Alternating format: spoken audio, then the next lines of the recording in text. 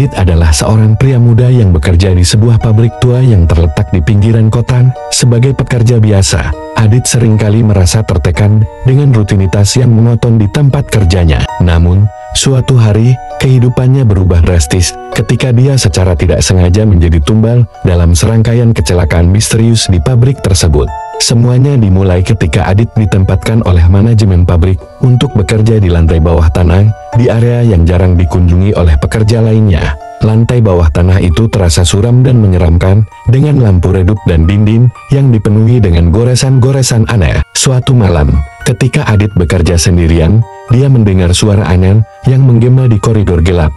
Dia merasa seperti ada seseorang atau sesuatu yang mengintipnya dari kegelapan. Namun, setiap kali dia mencoba mencari tahu, tidak ada yang bisa ditemukan. Ketegangan Adit semakin meningkat setiap harinya, dan dia mulai merasa seperti ada sesuatu yang tidak beres di pabrik itu. Kejadian menegangkan mulai terjadi ketika rekan kerja Adit mulai mengalami kecelakaan mengerikan. Salah satu temannya tersedot ke dalam mesin, sedangkan yang lainnya jatuh dari ketinggian yang misterius. Adit merasa bahwa dia menjadi sasaran selanjutnya, tetapi dia tidak tahu siapa atau apa yang mengincarnya. Malam itu, Adit memutuskan untuk menyelidiki apa yang sebenarnya terjadi di pabrik itu. Dia menyusuri koridor-koridor gelap dengan hati-hati, mencoba mencari tahu keberadaan makhluk atau kekuatan misterius yang mengancam nyawanya. Tiba-tiba, dia dihadapkan pada sosok bayangan yang gelap di ujung lorong.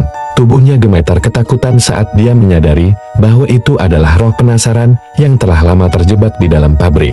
Roh tersebut menceritakan kisah tragisnya tentang bagaimana dia meninggal karena kecelakaan di pabrik tersebut bertahun-tahun yang lalu.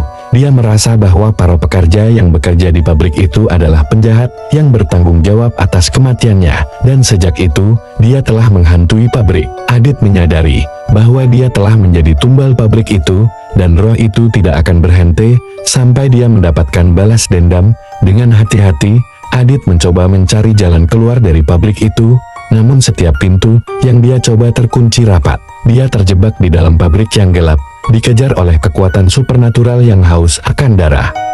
Dengan keberanian yang tersisa, Adit memutuskan untuk menghadapi roh penasaran itu secara langsung. Dia menggunakan pengetahuannya tentang kehidupan dan kematian untuk menghibur dan membebaskan roh tersebut.